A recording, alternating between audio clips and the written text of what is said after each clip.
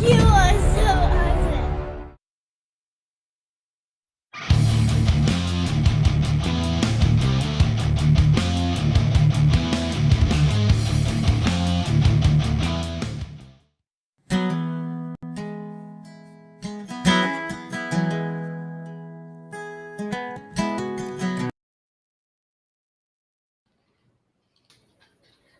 Daniel, Wesley, what's up, buddy? what's up, man? This is cool. Oh, you took the man out of your name? Your whole song didn't play. I know. I stopped it because of it wasn't supposed to be right there. I've got these scenes set up to go from one to the next automatically, so I don't have to switch them, so I can get ready to talk. And the only thing I have to switch is when we actually get into stuff like this. When we get to talk about this idiot. How do you get elected in Well, is he the idiot or the people who elected him? both? I mean, he's snuck in. He's here illegally, and so he shows up and he runs for a very visible office. You know, I mean, why not just keep it on the DL, man? Teach.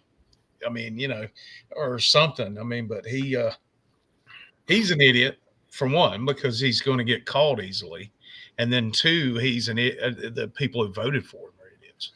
So, what are the details? How did they find out?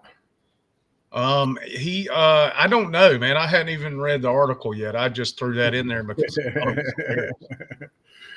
By the way, this is a test run, and I'm sick as hell. So, if I sound funky or start sneezing or coughing, you know why. Yeah, we're doing a little test of this new software, which is really super cool. Super cool. It's pretty groovy, man. It is. Excuse me, quite excellent. I'm enjoying it a lot. I may have to go out in the garage and get that other cam and try to do this with a better cam because mine's kind of grainy on my laptop. Yeah, and we're running in a 1080p. So our webcams from you talking about the one from the podcast? Yeah, those are 4K. That's what I'm running right now. Yeah, I had the old one that I just have used on my desktop but I mean it's several years old and I just couldn't get it to work. So I got you. Yeah. I think this software is going to be cool. This hopefully will enable us to take and do it just maybe some 10-minute spots during the week where we're not having to physically sit down every day or every time, and we can actually get the current event stuff out quicker Yeah. as they happen. Maybe do something first thing in the morning and be of better service to our listeners and followers. It is pretty cool, man. Pretty cool. Well, it looks good. I got it just from a test purposes. I got it on my phone. I put a comment in there, so I'm seeing it. One of the things I like about the studio on my end is I don't have to be watching the streams in Facebook or YouTube because I can see all the comments right here. I can block people if they How do you see the comments? if they're getting out of hand. I also have this little neat little feature right here There you go. where we can do stuff like that, or we can do that right there. Support the show. You can PayPal us at the driveway, just so you know, and you choose the amount and send it in. Or I guess there's a chat part. There's a chat in this app, so it says private chat. yeah, there is, but I believe that's behind the scenes Oh, chat there. It looks like we may have another viewer watching. If you're here with us, comment and tell us what you're thinking of the software, this audio quality, and what you're seeing right now, because this is the future of Driveway Liberty Podcast and Driveway Liberty Media right here. who are you? Yeah, who is here? I can't see who it is. It may be some troll on YouTube. We picked up some followers since I dropped the Charlie Kirk special last week. So, and we got apparently we're getting a few on the news channel. I don't know if that's out of Pensacola or Panama City. That Facebook drop about the Freeport Public Library with all the rainbow stuff on display in the kids section. Yeah, and I made a comment on that today. Gordon Porter, who's been on our cast in the past. Yeah, didn't he run for school board at one point? He did. He ran for school board. He dropped a little something, just kind of calling attention to that. And we did that, 3-4 years ago, last time we noticed it. And here's the thing with that. Until we can agree on a uniform code of morality, it's useless to argue with what books should or should not be there. What you have to look at is, should government be involved with something so divisive? And my answer to that is always going to be no. Yeah, and I was in a little debate for a while with somebody, and they were calling me hypocritical because I guess there's devotionals and they said there's copies of the Bible there at the library, and I said, well, I actually don't think we should have publicly funded libraries. You want a library? Start your own. Yeah, absolutely. You can start a private one. We have a little mailbox library right here in our neighborhood that people put books in all the time and check books out and return them. And you know what? I mean, you don't need the government to fund that. No, because look what happens. You've got a government employee in Freeport, Florida, probably votes 80% Republican, maybe more. Right. And this young lady is running the Freeport Library, and she's got rainbow flags and Black Lives Matter stuff and all the leftist stuff. I don't know if she has it on the wall in the library. I know she's got some rainbow stuff that Gordon put, gay pride stuff that Gordon put in his pictures. But you look at her profile, and it's pretty much your standard leftist fare. With the Black Lives Matter and all the stuff that we've talked about over the years. You can tell she's just a radical leftist, and she's running the Freeport Public Library. Somebody wrote her a letter, and she basically told them to pound sand. Yeah, I think wasn't it a former co-host of this show that wrote the letter? Well, no, I think yes. Originally, I don't know if it's the same library. It is. It might have been Walton. It's the exact same library. It was Freeport before. Okay. Well, yeah, but there again, until we can all agree, and I think that's the crux of a lot of the issues we have in society right now, is the fact that we are not able to agree on a uniform code of morality. On our side of things, we're not necessarily Christian nationalists, but we have a moral code that is founded in Christian principles and the teachings of the Bible, the Ten Commandments, do unto others, endowed by our Creator, all of that. And the other side, morality is subjective. And until you can agree on a universal code of morality, debate is really futile. It's useless. And that's one of the reasons I was hesitant to even get involved in that conversation, for that very reason.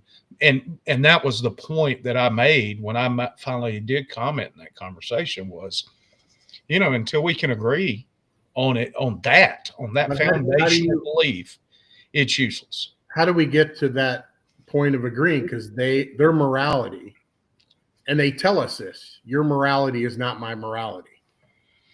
Yeah, they want to do whatever they want with the standard moral code of be choosy who you fool around with, and what you do in your bedroom is your business. What you do outside the bedroom is nobody's business. Shouldn't be on display. They don't agree with that. They want to do whatever they want to, and then instead of being responsible, they just want to kill the baby if they happen to get pregnant. Like, you can't deal with these people. You can't talk to them. There's no hope for agreement. And then, somebody goes out there and starts to make sense and reach some younger kids, and they fucking kill them. Right. We're not supposed to swear anymore. Well, we need to try not to swear. But it's also not outlawed anymore on YouTube. So I think you're all right. The primary situation is the fact that you talk about Christ's grace, because that's where Charlie was reaching people. He was talking about Christ's grace and the biblical truths. He was debating the fact of why the Bible was accurate, and it was the voice of God in written form, and how Christians apply those things to life. He also was very hesitant to, I see you just private chatted,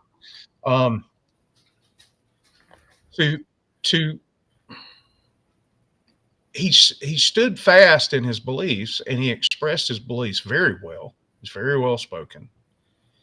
And for the most part, as he got older, he matured and didn't get quite as heated in his debates, which was very wise, actually. But he was expressing this love, and the fact that love didn't mean acceptance of all behaviors. And I think from this 31 year, I was thinking of all the stupid shit I was doing at 31. And for this guy, this kid, in essence, to have such a spiritual maturity, I mean, there's a lot to be learned there, Sure. He was one of a kind. There's very few people that had the patience and the skill set to do that, and to have all the knowledge to be able to, talk to all these issues, without a script or without referring to notes. He was very well educated in those areas, right? And you're right. As he became more experienced, he did it more often. He became more patient and willing to listen, but it did not change his views, and he didn't, bend or, compromise any of his values. And because in reality, we know this, and when you get on in front of a microphone and people aren't used to it, they get nervous. So you saw that. Absolutely, they do. Absolutely. But also, when you had those people who were there, you could tell who was there to be an I gotcha. And he didn't dismiss those people. He let them stay. and Got then them to the front of the line. letting them ruin their argument right in front of everybody. But he did it in a way in which it didn't demean them. Right. And Well, and that's and once somebody, especially when it comes to ideological or philosophical ideas, it's nearly impossible to change somebody's mind. And the only way you do that is you lead them, or you give them the information with love and kindness, and you hope that they recognize that. They recognize the truth in that, or the logic in that. They at least think about that. And I think here's where I'm at. I am not arguing with anybody anymore.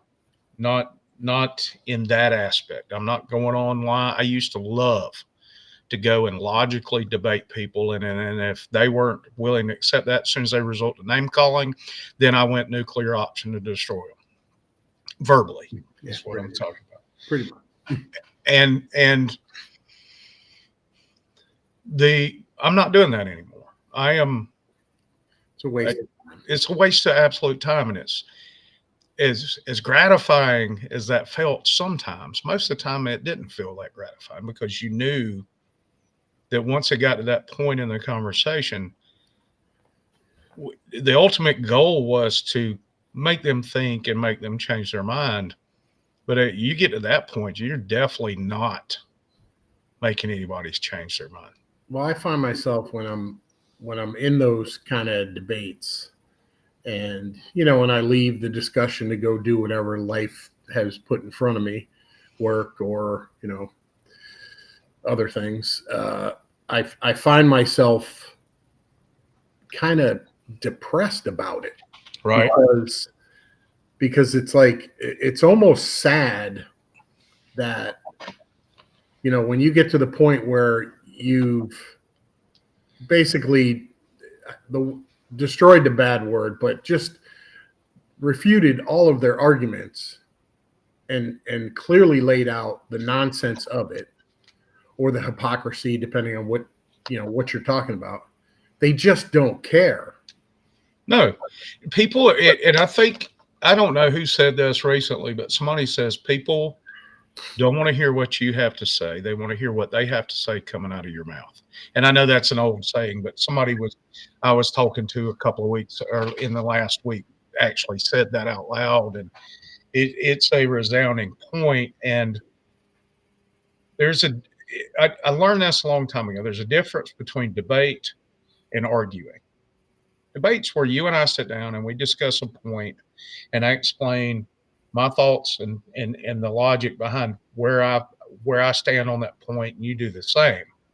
And then one of us either concedes that the other one is more accurate, or we agree to disagree. Arguing, on the other hand, is not trying to sway each other's mind. That's where we're calling each other some bitch, and it is useless. It's what my mom and dad did all the time growing up. Is the idea was to hurt. It was to make the other one feel stupid, and it doesn't achieve a thing. It's a futile exercise, and all it does is rile you up and get you pissed off. And I hate to say this, but every day I scroll when I'm drinking my coffee in the morning, and all I'm thinking about is, man, there's some stupid people on this planet. Yeah, they call that doom scrolling, and it's a pretty apt description. Yeah, it's a sad state of affairs. And one of the things, I'll be honest with you, since we decided to come back in the podcast, I've gone back and forth. I mean, I'm sitting there doom scrolling, and I'm like, man, what good is it going to do? But you know what? I think if we take the attitude that we come back to this with that whole Charlie Kirk framework, where we speak our piece, we don't argue with anybody. Our words and our opinions may be controversial to others, but if we speak it in love and caring, I think we'll do a lot better than we did before. Yeah, we're going to get mad and we're going to rant. And I know how some people love it when you do that, Dan. But I think if we take the predominant approach that we come to that aspect, because the controversy sells sometimes, but it achieves nothing. And if we're going to do this again, I want to make a difference. Does that make sense? Yes, it does. And the only way we can do that is if we have people who view the cast and join in the conversation in the chats. And if we find sponsors so we can justify the expense of this new software every month, and add a couple of other pieces of software that I'd like I would like for us to be able to go live on Twitter, but we can't do that without a premium account, which is $500. So, like to reach more audiences, like to invite more people on, and we have that ability now to where they don't have to be right here in Walton County to come on the show. And that's one of the beauties of this software, I think. Yep. And we have sat here and actually done 20 minutes worth of conversation, not counting the intros. I think that should, I know you don't feel good, buddy. So why don't we close it out, and we'll see everybody tomorrow night with Representative Shane Abbott. Yeah, hopefully. Not in the driveway since Dan doesn't feel good and we don't want him giving us corona. But in this same medium right here. So all the cold. Right. Yeah. Corona, cold. Yeah. It was a cold back then. It's a cold now. All right, whatever. All right, buddy. Well, you go get the feeling better, get some rest, man. I'll talk to you tomorrow. And ladies and gentlemen, for Dan, I am your Uncle Wes. And we'll just see you next time on the Driveway Liberty Podcast.